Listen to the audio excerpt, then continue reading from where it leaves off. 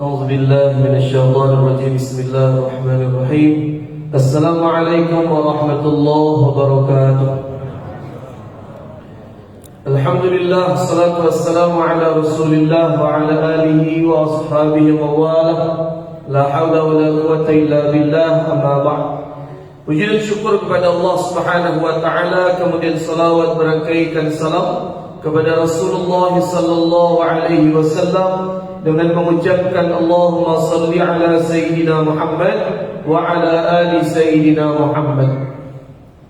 Bapak Ibu kaum muslimin kaum muslimat yang dimuliakan oleh Allah, kajian yang akan kita sampaikan Bapak Ibu tentang masalah-masalah yang berkaitan seputar ibadah kurban.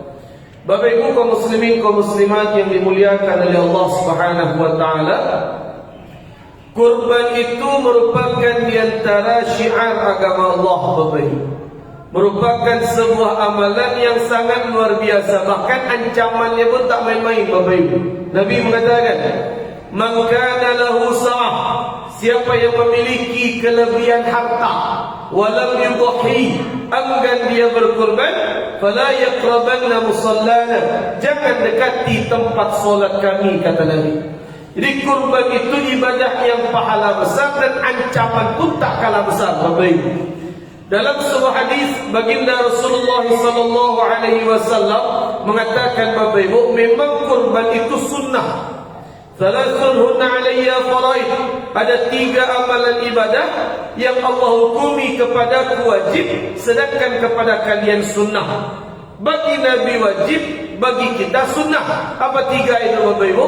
Yang pertama solat duha, yang kedua solat witir, yang ketiga kurban. Sunnah bagi awak, wajib bagi Nabi. Jadi memang walaupun sunnah, tapi kerjakan. Ada uang berlebih, kerjakan Bapak Ibu. Kemudian masalah-masalah hoax yang sering terjadi tentang kurban Bapak Ibu. Banyak hoax, kebohongan yang disebar yang berkaitan tentang kurban. Apa contohnya Bapak Ibu? Ada orang-orang yang ceramah, apa katanya? Siapa yang belum diakikah waktu kecil, maka tak sah kurbannya kini. Tak betul Bapak Ibu. Tak ada serupa itu. Tidak ada kaitan antara kurban dengan akikah. Dan ada kaitan. Kurban itu rasa syukur atas nikmat harta, sedangkan akikah itu rasa syukur karena kelahiran anak. Tidak ada kaitan. Lagian akikah itu tugas orang tua, sedangkan kurban itu tugas kita. Maka tugas orang tua tidak serta-merta pindah ke anak. Jadi tidak betul Bapak Ibu. Siapa yang belum diakikah waktu kecil, tidak sah kurbannya gini. Tak betul Bapak Ibu. Jadi kalau kita belum diakikah waktu kecil, hari ini uang kita berlebih, maka tetaplah kita berkurban, karena akikah itu tugas orang tua. Hoax yang kedua Bapak Ibu, banyak orang yang menyampaikan apa Bapak Ibu, tidak boleh memakan daging kurban lebih dari 3 hari bagi peserta kurban. Tak ada Bapak Ibu. Dalam hadis disebutkan Rasulullah sallallahu alaihi wasallam, Nabi Muhammad itu yaqulu lahma udhiyatihi, beliau memakan daging kurban beliau lewat dari 15 hari boleh. Jadi memakan daging kurban bagi peserta kurban lebih dari 3 hari boleh. Ustaz, ada yang menyebut sia yang berkurban cuma boleh sekali makan saja. Tak ada Bapak Ibu. Jadi memakan daging kurban, jatah kita yang 1,5 kilo, yang 2 kilo jatah peserta, itu boleh kita makan saja. Tidak ada masalah. Jadi adalah hoax yang lain Bapak Ibu. Apa hoax yang lain? Berkurban itu wajib seumur hidup hanya 7 kali saja. Itu nak lalu Bapak Ibu. Perintah dalam syariat itu, man kana lahu sa'ah, setiap uang kita berlebih, setiap tahun ada kelebihan, maka berkurban tiap tahun. Dan itu ditargetkan hanya 7 kali seumur hidup. Tak betul Bapak Ibu. Jadi 7 itu angka untuk satu sapi. Satu sapi 7 orang. Bukan berarti kita berkurban maksimal 7 kali. Itu kebohongan Bapak Ibu. Bapak Ibu kaum muslimin kaum muslimat yang dimuliakan oleh Allah, banyak tradisi Bapak Ibu sebelum daging yang dibagi, Kita poin-poin penting saja kita bahas Bapak Ibu karena waktu terbatas. Jadi kebanyakan yang jadi dilema masyarakat, sebelum daging dibagi ke masyarakat, dikoi ibu-ibu bondokan duang, masyarakat setempat kajian yasinan BKMT hanya biar daging agak 20 kilo dimasak jo ibu-ibu bondokan duang sadanya, dibuat gulai cancang kalio daging, kemudian selesai salat zuhur dimakan sama-sama dengan masyarakat. Daging belum dibagi ke masyarakat, tapi lah dimakanlah dimasak sebagian. Boleh pun itu Ustaz? Boleh Bapak Ibu, dengan syarat sudah izin kepada para peserta kurban. Kenapa harus izin Ustaz? Panitia itu Bapak Ibu bukan mereka yang memiliki daging, tidak. Akad antara panitia dengan peserta itu dalam fikih namanya akad wakalah, perwakilan.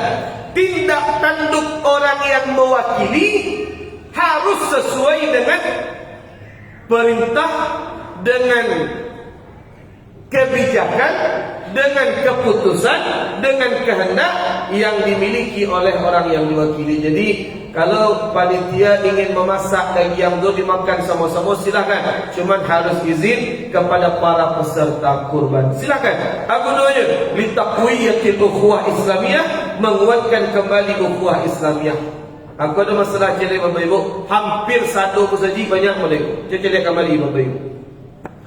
Misalkan di satu masjid ada jawinya 5 ekor, misalkan 5 ekor jawi. Jawi pertama, jawi kedua, ketiga, sampai kelima. Sistemnya apa? Jawi yang pertama disembelih, kemudian dikuliti, kemudian dipotong secara besar saja. Dipotong kadang-kadang, alun dipotong ketek-ketek lain, diletak di tengah. Kemudian jawi yang kedua didabiah, dikuliti, dipotong secara umum, diletak di tengah. Kemudian jawi ketiga sampai kelima mau ditujuh, dipotong, disembelih, diletak di tengah. Akhirnya di 5 jawi tadi disatukan, dikumpulkan di satu titik. Setelah itu baru diambil oleh panitia-panitia, baru dipotong ketek-ketek. Kebanyakan kan begitu Bapak Ibu. Jadi dikumpul, dicit sampai baru dipotong ketek-ketek. Mulai tahun kini kalau ada kebiasaan begitu, ganti kebiasaan itu Bapak Ibu. Berapa menit itu? Lah jadi aturan dari syariat agama. Karena Nabi sallallahu alaihi wasallam, Nabi Muhammad itu yang beliau makan adalah daging kurban beliau sendiri. Daging beliau yang beliau kurbankan itu yang beliau makan. Cuk kita pakai logika gitu Bapak Ibu. Kau jawi 5 ekor diletak di tengah, disatukan jawi 1, 2, 3, sampai 5. Ada 5 jawi bantiang di situ. Kemudian kalau kita pakai logika Bapak Ibu, ada tak kemungkinan 7 peserta kelompok jawi 1, kan pesertanya 7 7 peserta kelompok 1 yang mereka dapatkan, yang mereka makan adalah jawi kelompok 4. Ada tak kemungkinan begitu Bapak Ibu? Tentu ada kemungkinan itu. Jadi cacat dan jangan mah. Akhirnya para peserta kelompok 1 yang mereka makan bukan daging kurban mereka, tapi daging kurban kelompok lain. Yang lucunya Bapak Ibu, sebelum didabiah pakai absen dulu. Kau jawi pertama ada pesertanya 7 orang, dia absen je panitia. Nomor 1, kelompok 1, Bu Wati, Pak Rudi, Pak Anton, di absen 7 orang. Kalau awal-awalnya di absen, kan tujuannya aku 7 orang, aku jawinya. Awalnya di absen, ujung-ujungnya yang mereka makan bukan jawi mereka, apa guna di absen? Itu yang perlu kita ubah Bapak Ibu. Makanya panitia kurban itu tanya ke ulama setempat, sarupa itulah sempurna prosesnya itu. Nah, jadi itu caranya yang rancang Ustaz. Kadang kalau kita jujur Bapak Ibu, jujur gitu, buka-bukaan saja, lebih banyak orang kampung di daerah pelosok yang lebih sempurna kurbannya pada orang kota. Bagaimana itu?